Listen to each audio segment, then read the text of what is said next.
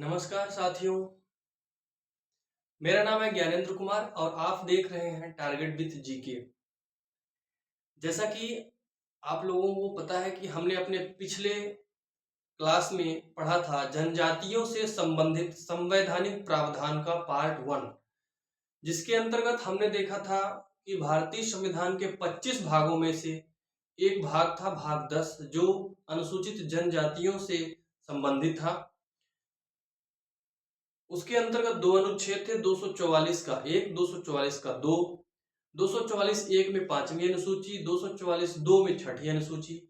पांचवी अनुसूची में 10 राज्य, उनके अनुसूचित क्षेत्र एवं जनजातियों के प्रशासन एवं नियंत्रण की बात की। छठवीं अनुसूची में पूर्वोत्तर के 4 राज्य, उनके प्रशासन एवं नियंत्रण की बात की। उनके अंदर रहने वाली अनुसूचित क्षेत्र के अंदर जो जनजातियां हैं उनके प्रशासन एवं नियंत्रण की बात की। तो हमने इन चीजों को पढ़ा था अपने पिछली क्लास में। आज हम देखेंगे जनजातियों से संबंधित संवैधानिक प्रावधान का पार्ट 2। पार्ट 2 को हम शुरू करने से पहले एक छोटी सी ट्रिक के माध्यम से इसको समझेंगे। हम पढ़ेंगे अनुच्छेद 366 का सेक्शन 25, 340, 342, 338। आपने एक व्यक्ति का नाम सुना होगा, एबी डिविलियर्स। चलिए मान लेते हैं कि वो एक अनुसूचित जनजाति थे। अब चूंकि वो एक अनुसूचित जनजाति थे, हमने मान लिया, और वो क्रिकेटर भी थे, तो वो आपको पता होगा कि वो 360 डिग्री खेलने वाले खिलाड़ी थे और साथ ही साथ वो सिक्सेस बहुत ज्यादा मारते थे। तो पहली बात तो ये कि वो 360 डिग्री खेलते थे, सिक्सेस भी ज्यादा मारते थे। दोनों को कंपाइल किया तो हमें मिला 366। तो 366 का सेक्शन 25 हमें क्या मिला, 366 मिला। अब चूंकि वो 360 डिग्री खिलाड़ी थे और वो T20 के खिलाड़ी थे, हम मान लेते हैं कि वो T20 के खिलाड़ी थे। तो T20 के खिलाड़ी थे तो हम 2020 में जब 20 माइनस कर देंगे 360 में तो हमें मिल जाएगा 340। अब 340 366 340 मिला, 340 में 2 जोड़ेंगे तो 342 मिलेगा, 2 घटाएंगे तो 338 मिलेगा। अब इनके बारे में हम जानेंगे कि इन अनुच्छेदों के अंदर है क्या चीज।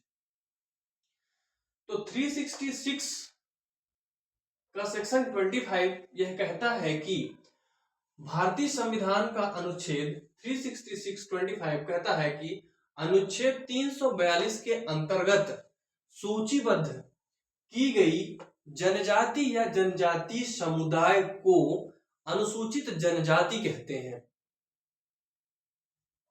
मतलब ये हुआ कि जो अनुच्छेद 342 है उसके अंतर्गत भारत के राष्ट्रपति महामहिम राष्ट्रपति जी ने जिन जातियों को सूचीबद्ध किया है, 342 के तहत राष्ट्रपति जी ने जिन जातियों को या जिन जनजाति समुदायों को सूचीबद्ध किया है उनको हम अनुसूचित जनजाति कहते हैं। ऐसा कहता है अनुच्छेद 366 का 25 सेक्शन 25। तो हमने पहला अनुच्छेद पढ़ लिया जो बताता है कि 342 के अंतर्गत जिन जातियों या जनजाति समुदायों का नाम लिखा है उनको हम अनुसूचित जनजाति कहते हैं। अब हमने 366, ये तो 360 360 डिग्री थे एबी डिविलियर्स जी, वो T20 खिलाड़ी थे, तो हम इसमें से 20 माइनस करेंगे तो 360 में जब 20 जाएगा तो 340 आ जाएगा, अनुच्छेद 340। अब 340 की बात करेंगे तो 340 महामहिम राष्ट्रपति के दिमाग में एक बात आई कि भारत का संविधान का निर्माण हुआ और निर्माण के बाद यहाँ ऐसी बहुत सारी जनजातियां हैं या जातियां हैं, जनजाति समुदाय हैं जो आज भी शैक्षणिक और सामाजिक रूप से पिछड़े हुए हैं। तो उन्होंने एक आयोग बनाया। तो अनुच्छेद जो 340 है वो आदेश देता है महामहिम राष्ट्रपति जी को कि एक आयोग बनाइए और उसको संपूर्ण भारत में भेजिए और पता लगाइए कि कितनी ऐसी जनजातियां हैं या जाति समुदाय हैं जो आज भी शैक्षणिक और सामाजिक रूप से पिछड़े हुए हैं। तो 340 के तहत एक आयोग का निर्माण और पिछड़े वर्गों की जनजाति, पिछड़े वर्गों की स्थिति की जांच के लिए वो आयोग बनता है। किस अनुच्छेद के तहत? 340 के तहत। जो पहला पिछड़ा वर्ग आयोग था वो काका कालेलकर आयोग था। काका कालेलकर आयोग पहला पिछड़ा वर्ग आयोग था। तो हमने अनुच्छेद 340 को भी देखा, हमने 366 का सेक्शन 25 भी देखा। शुरुआत यहां से होती है, एक आयोग बनता है और उस आयोग को महामहिम राष्ट्रपति हर जगह भेजते हैं पता लगाने के लिए, और ये आयोग अपनी रिपोर्ट देते हैं किसको? राष्ट्रपति जी को।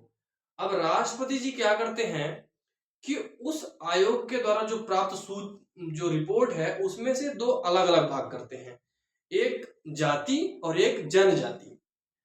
तो जो अनुसूचित जाति है उसको वो रखते हैं 341 में, अनुच्छेद 341। हमने यहाँ लिखा नहीं है क्योंकि ये अनुसूचित जाति के बारे में है और हम यहाँ अनुसूचित जनजातियों के बारे में पढ़ रहे हैं, तो हम बात करेंगे अनुसूचित जनजातियों की।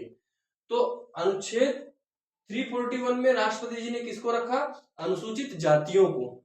और 342 के अंतर्गत जिन जातियों को या जिन जनजाति समुदायों को रखा उनको अनुसूचित जनजाति कहा।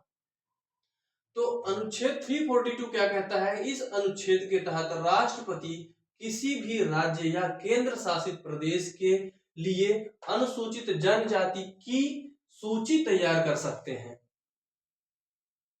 समझिएगा इस बात को। अनुच्छेद 342 के तहत जो रिपोर्ट आयोग ने सौंपी थी उन्हें, उस रिपोर्ट के अंदर से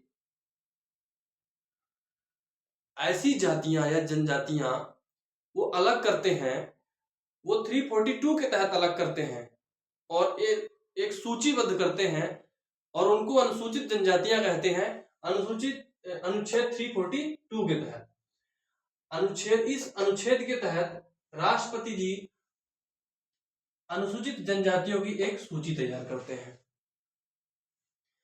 अनुच्छेद 342 की कुछ शर्तें हैं। ऐसा करने से पहले उन्हें संबंधित राज्य के राज्यपाल से सलाह लेना होगा, लोक अधिसूचना जारी करना होगा, संसद विधि बनाकर, जो पार्लियामेंट है वो नियम या कानून बनाकर सूची में बदलाव कर सकता है, घटा भी सकता है, बढ़ा भी सकता है। किंतु अगर यदि राष्ट्रपति महोदय चाहें कि दोबारा से कोई अधिसूचना ला करके उस सूची में बदलाव किया जा सके, तो ऐसा संभव नहीं है उनके लिए। ये कार्य सिर्फ संसद ही कर सकती है, वो भी विधि बनाकर। तो संसद विधि बनाकर सूची में, वो जो सूची है, ये जो 342 में जो सूची राष्ट्रपति जी ने तैयार की अनुसूचित जनजातियों की, उसमें बदलाव कर सकती है संसद विधि बनाकर। और संसद के अलावा किसी भी बाद की अधिसूचना के माध्यम से राष्ट्रपति महोदय सूची में तब्दीली नहीं कर सकते हैं। तो अगर सवाल आए कि जो अनुच्छेद 342 के तहत अनुसूचित जनजातियों की सूची तैयार की महामहिम राष्ट्रपति महोदय जी ने, वो उसमें बाद के अधिसूचना द्वारा तब्दीली कर सकते हैं? तो जवाब होगा नहीं। तो उसमें तब्दीली कौन कर सकता है? संसद कर सकता है विधि बनाकर। राष्ट्रपति को ऐसा सूची तैयार करने से पहले किसका सलाह लेना होगा? संबंधित राज्य के राज्यपाल से। जैसे कि हम उदाहरण की बात करें कि अगर यदि आयोग ने नाम दिया था गोंड, भील, बैगा, सहारिया, इन जनजातियों का नाम दिया था, तो इन जनजातियों को अनुसूचित जनजाति घोषित करने से पहले मध्य प्रदेश के राज्यपाल से परामर्श लेना होगा, श्रीमती द्रौपदी मुर्मू जी को, है ना, अगर वो ऐसा करती हैं तो। हालांकि ये सब पहले से ही हो चुका है, हम इसको सिर्फ समझ रहे हैं। अब हम बात करेंगे तो हमने देखा अनुच्छेद 340 देखा, जिसमें राष्ट्रपति महोदय जी ने एक आयोग का गठन किया। हमने देखा अनुच्छेद 342, उस आयोग की रिपोर्ट के हिसाब से उन्होंने 342 में एक सूची तैयार की अनुसूचित जनजातियों की। फिर अनुसूचित जनजातियों में इसमें हमने 4 कंडीशंस देखे। अनुच्छेद 342 में हमने 4 कंडीशंस देखी कि राज्यपाल से सलाह लेना होगा, उसके बाद लोग अधिसूचना जारी करके जनजातीय समुदाय को अनुसूचित जनजाति घोषित कर सकते हैं, संसद विधि बनाकर एसटी की सूची में बदलाव कर सकता है, घटा या बढ़ा सकता है। संसद के अलावा किसी भी बाद की अधिसूचना के माध्यम से राष्ट्रपति अपने द्वारा तैयार की गई सूची में कोई बदलाव नहीं कर सकते हैं। अब हम देखेंगे अनुच्छेद 338 का ए। जैसा कि हमने अपने ट्रिक में देखा था, 360 में हमने 20 माइनस किया तो हमें प्राप्त हुआ 340। फिर 340 में हमने 2 बढ़ाया था, 342 में गए, 2 घटाया तो 338 में आएंगे। अब हम यहाँ 338 ए के बारे में जानेंगे। तो एनसीएसटी का आपने नाम सुना होगा, national commission for scheduled tribes, राष्ट्रीय अनुसूचित जनजाति आयोग का गठन या निर्माण भारतीय संविधान के अनुच्छेद 338 ए के तहत हुआ। यह कब हुआ? सन 2004 में हुआ। किस संविधान संशोधन द्वारा हुआ? तो 89वें संविधान संशोधन द्वारा हुआ।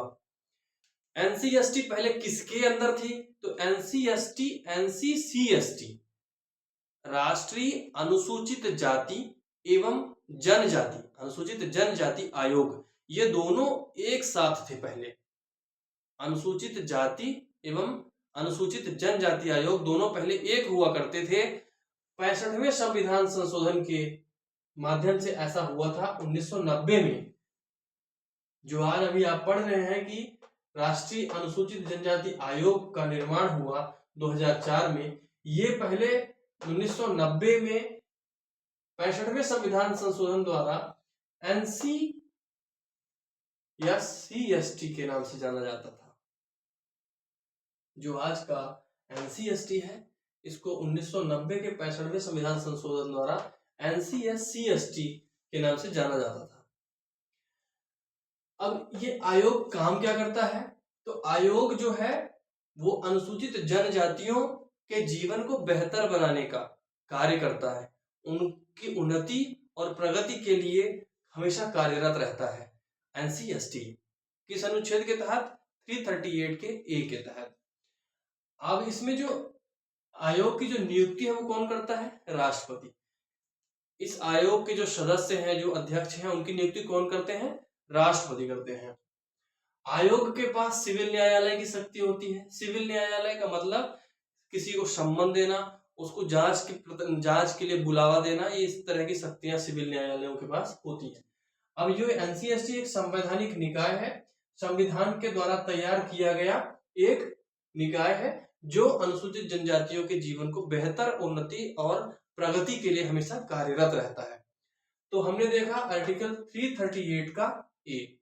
हमने 4 अनुच्छेद पढ़े, 366 पढ़ा, 342 पढ़ा, 338 और 340 पढ़ा। तो हमने इसको एक ट्रिक के माध्यम से याद किया। उस ट्रिक को अगर आप दोहरा लेंगे एक बार तो आपको कभी नहीं भूलेगा। अनुच्छेद 366 पर हम कैसे पहुंचे थे? एबी डिविलियर्स के माध्यम से। वो 360 डिग्री खिलाड़ी थे, 6 ज्यादा मारते थे तो 6 ऐड कर दिया, 366 हो गया। क्योंकि वो T20 के खिलाड़ी थे तो हमने उनको 360 में से 20 घटाया तो हम 340 पे पहुंच गए। तो वहां उन्होंने, राष्ट्रपति महोदय ने एक आयोग बनाया। आयोग ने बताया कि इस तरह की 2 जातियां हैं, तो उन्होंने दोनों जातियों को अलग अलग अनुच्छेदों में रख दिया। अनुसूचित जाति को 341 में रख दिया, अनुसूचित जनजाति को 342 में रख दिया। जिनको 342 में रखा वो अनुसूचित जनजाति कहलाती है, ऐसा कहता है 366 का 25। तो हमने इन चारों अनुच्छेदों को देखा। अब हम देखेंगे अनुच्छेद 15 के बारे में। तो अनुच्छेद 15 क्या कहता है? भारतीय संविधान का यह अनुच्छेद कहता है कि धर्म, जाति, लिंग एवं जन्म स्थान के आधार पर भारत के किसी भी नागरिक के साथ भेदभाव नहीं होगा। आपने सुना 4 आधार हैं, कौन कौन से? धर्म, जाति, लिंग एवं जन्म स्थान के आधार पर भारत के किसी भी नागरिक के साथ भेदभाव नहीं होगा। ऐसा कौन कहता है? भारतीय संविधान का अनुच्छेद 15 कहता है। आर्टिकल 15 कहता है कि इन आधारों पर किसी के साथ भेदभाव नहीं होगा। 15(2) क्या कहता है? अनुच्छेद 15(2) कहता है कि सभी सार्वजनिक सेवाओं एवं सुविधाओं को भारत के प्रत्येक नागरिक के लिए समान पहुंच सुनिश्चित करता है। भारत के अंदर, हमारे देश के अंदर जितनी भी सार्वजनिक सेवाएं हैं और जितनी भी सार्वजनिक सुविधाएं हैं वो सबको समान रूप से मिलनी चाहिए, ऐसा कहता है भारतीय संविधान का अनुच्छेद 15(2). 15(3) क्या कहता है कि भारत के सभी राज्य की महिलाओं एवं बच्चों के लिए विशेष प्रावधान कर सकता है। अनुच्छेद 15(3) के तहत भारत के सभी राज्य की महिलाओं के एवं बच्चों के लिए विशेष प्रावधान कर सकता है। अब यहां पर आप देखेंगे, आप कहेंगे कि अभी तो बात किया कि लिंग के आधार पर भेदभाव नहीं होगा, तो ये साफ साफ भेदभाव कर रहा है। अनुच्छेद 15(3) अनुच्छेद 15 की बात ही नहीं मान रहा है, ऐसा नहीं है। यहां पर थोड़ा सा इस चीज को समझेंगे हम। जो अनुच्छेद 15 कह रहा है लिंग के आधार पर भेदभाव नहीं होना चाहिए। आपको पता है कि आदि समय से भारत में बहुत पुराने समय से महिलाओं को प्रताड़ित किया जाता था, या आज भी वो प्रताड़ना का शिकार है। मतलब आज भी उनको दबाव में रखा जाने की कोशिश की जाती है। हर जगह तो नहीं, बड़े जगहों में तो नहीं, बड़े बड़े शहरों में तो महिलाओं ने एक बढ़ चढ़ करके हर चीजों में हिस्सा लिया है, लेकिन आज भी ऐसी जगहें हैं जहां महिलाओं को शिक्षित, मतलब स्कूलों, बच्चियों लड़कियों को स्कूल ना भेजकर या उनको पर्दा प्रथा में रखकर उनको डरा धमका करके किसी न किसी तरह से काबू में रखने की कोशिश किया जाता है। तो ये चीज भारत में पहले से ही चली आ रही है। अब ये अनुच्छेद 15 कहता है कि लिंग के आधार पर भी भेदभाव नहीं होनी चाहिए, जबकि ऐसा पहले से हो रहा है।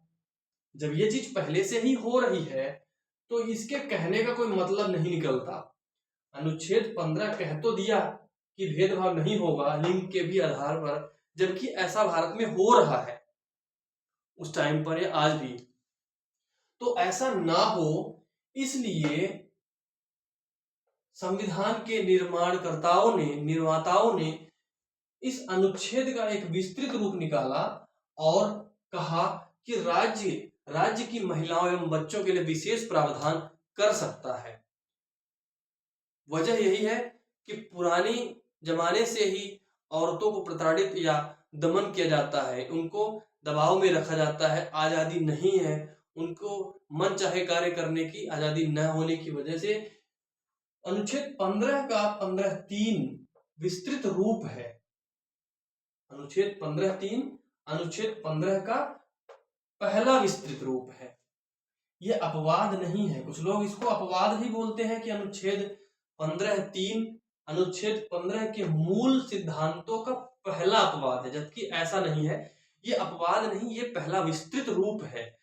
इसको विस्तार से बता रहा है कि भारत में भेदभाव है, पहले से था या आज भी चला आ रहा है, इसलिए ऐसा ना हो, इसलिए ये अनुच्छेद 15(3) लाया गया। अब अनुच्छेद 15(2) को आपने देख लिया। अनुच्छेद 15(4) क्या कहता है कि इस अनुच्छेद के तहत राज्य जो है शैक्षणिक और सामाजिक रूप से पिछड़े वर्गों, अनुसूचित जातियों एवं जनजातियों की उन्नति के लिए विशेष प्रावधान करने की अनुमति देता है। अब यहां पर देखें, ऐसा कैसे हो सकता है? आपने यहां पर कहा कि जाति के आधार पर भेदभाव नहीं होगा। अनुच्छेद 15 में भी आपने कहा कि जाति के आधार पर भेदभाव नहीं होगा। जैसे आपने यहां कहा कि लिंग के आधार पर भेदभाव नहीं होगा, फिर आपने यहां बताया कि महिलाओं को, बच्चों के लिए विशेष प्रावधान। उसी तरह से अब आप फिर से यहाँ बात कर रहे हैं कि जो अनुसूचित जाति एवं जनजाति हैं या पिछड़े वर्ग हैं उनके लिए विशेष प्रावधान, तो यहाँ भी जाति की बात नहीं मानी गई। तो अनुच्छेद 15(4) इसलिए लाया गया कि आपको पता है, यहाँ आपने देखा कि 340 आया, इसमें एक आयोग बनाया, संपूर्ण भारत में भ्रमण किया, तो पता चला कि ऐसे बहुत सारी जनजातियां हैं या जनजाति समुदाय हैं जो आज भी पिछड़े हुए हैं, जिनको जानकारी ही नहीं है किसी चीज की, आज भी उनको विकास की जरूरत है। तो अनुच्छेद 15 लाया तो गया, लेकिन ये जो जातियां हैं ये पिछड़ी हुई हैं, तो ये तो ऑलरेडी भेदभाव है, पहले से ही भेदभाव हो रहा है, उनके साथ भेदभाव ही हुआ ना। जब अगर यदि दो व्यक्ति हैं, दो समुदाय हैं, एक समुदाय विकसित हो रखा है, जो समुदाय जो भारतीय संविधान का निर्माण कर रहा है, और एक ऐसा समुदाय है भारत के ही अंदर जिसको पता ही नहीं कि भारतीय संविधान क्या है, तो उन्होंने अगर ऐसा लिखा कि जाति, लिंग या जन्म स्थान के आधार भेदभाव नहीं होना चाहिए, तो यहाँ तो भेदभाव हो चुका है, इसलिए इसको विस्तृत रूप लिखा गया 15(4) कि जो अनुसूचित जातियां हैं, जनजातियां हैं, जो सामाजिक और शैक्षणिक रूप से पिछड़े हैं, उनको इस अनुच्छेद के बराबर ले आओ, अनुच्छेद 15 के बराबर ले आओ। अनुच्छेद 15(4) कहता है कि 15(4) कहता है कि जो ये सामाजिक और शैक्षणिक और सामाजिक रूप से जो पिछड़े हुए लोग हैं, इनके 15(4) के बराबर 15 के बराबर ले आओ, 15 के मूल सिद्धांतों के बराबर ले आओ। ये अनुच्छेद 15(4) सहायता करेगा इसको सही साबित करने के लिए। मतलब अनुच्छेद 15(4) जो है अनुच्छेद 15 का, और साथ ही साथ इसमें आरक्षण की भी बात कही है, आरक्षण की भी बात है, जो आरक्षण मिलता है SC ST को, उसकी भी बात 15(4) के ही अंतर्गत आती है। तो अनुच्छेद जो 15(4) है वो विस्तृत रूप है अनुच्छेद 15(1) और अनुच्छेद 15(2) का। आपको समझ में आ रहा है मैं कहना क्या चाह रहा हूं? मेरा कहने का ये तात्पर्य है कि अनुच्छेद 15(4) अगर यदि ये जो पिछड़े हुए लोग हैं, अनुसूचित जातियां एवं जनजातियां, अगर यदि इनको शैक्षणिक और सामाजिक रूप से ये विकसित हो जाएंगे, तभी तो अनुच्छेद 15 की बातें पूर्ण होंगी। अगर यदि आप इनको पिछड़ा रखोगे, इनको कोई जानकारी नहीं होगी, इनका विकास नहीं होगा, तो अनुच्छेद 15 की बातें कैसी पूर्ण होंगी? इनके साथ तो भेदभाव होगा। आप कैसे कह सकते हैं कि धर्म, जाति, लिंग या जन्म स्थान के आधार पर भेदभाव नहीं होना चाहिए, अगर यदि ये लोग पिछड़े हैं, इनको कोई जानकारियां ही नहीं है। इसीलिए मैं कहना चाहता हूं कि अनुच्छेद 15(4) जो है अनुच्छेद 15(2) का और अनुच्छेद 15(1) का विस्तृत रूप है। उसके मूल सिद्धांतों को साबित करने में, उसके मूल सिद्धांतों को बरकरार रखने में मदद करेगा ये 15(4). कुछ लोग कहते हैं कि अनुच्छेद 15(4) अपवाद है अनुच्छेद 15 के मूल सिद्धांतों का, जबकि ऐसा नहीं है, वो विस्तृत रूप है, वो उसको पूरा करने में मदद करता है। उसको जो अनुच्छेद 15(4) की जो मूल बातें हैं, उसको जैसा यथावत बना रहने के लिए, वो बातें सही हों, ऐसा बनाए रखने के लिए 15(4) को लाया गया, ताकि ये हमेशा सही सत्य रहे और उनके लोगों के साथ भेदभाव ना हो। तो हमने अनुच्छेद 15(1) देखा, 2 देखा, 3 देखा और 4 देखा। इसमें दो बातें जानने को मिली कि अनुच्छेद जो 15(3) था, अनुच्छेद 15(3) था, वो किसका विस्तृत रूप था? अनुच्छेद 15 का। अनुच्छेद 15 के मूल सिद्धांतों का विस्तृत रूप था। उसमें से मूल सिद्धांतों में जो 4 बातें थी, धर्म, जाति, लिंग और जन्म स्थान, उसमें से मुख्यतः 15(3) में लिंग की बात कही गई, महिलाओं एवं बच्चों के, खासतौर पर महिलाओं के लिए।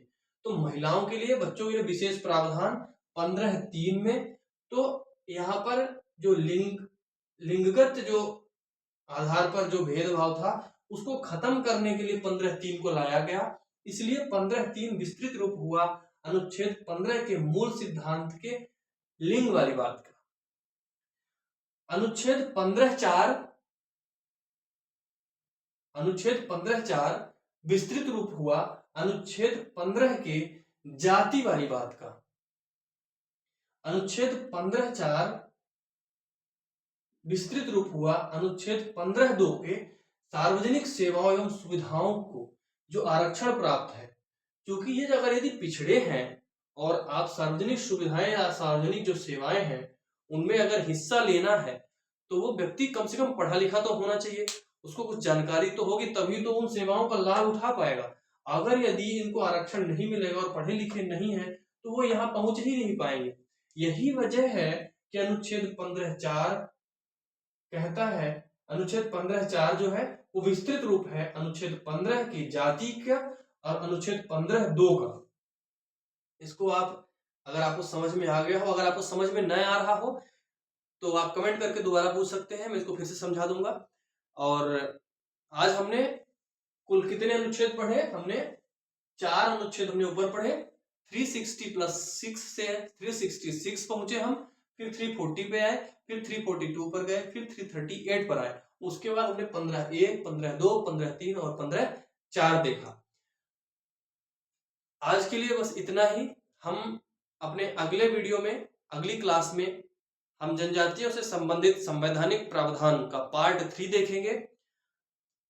सभी लोगों से उम्मीद है कि सब लोगों को अच्छा लग रहा होगा और सबको समझ में आ रहा होगा। जिसको जहां भी समझ में न आ रहा हो आप कमेंट करके बता सकते हैं। और चैनल को सब्सक्राइब करें, वीडियो को लाइक शेयर सब्सक्राइब करें, वीडियो को लाइक और शेयर करें।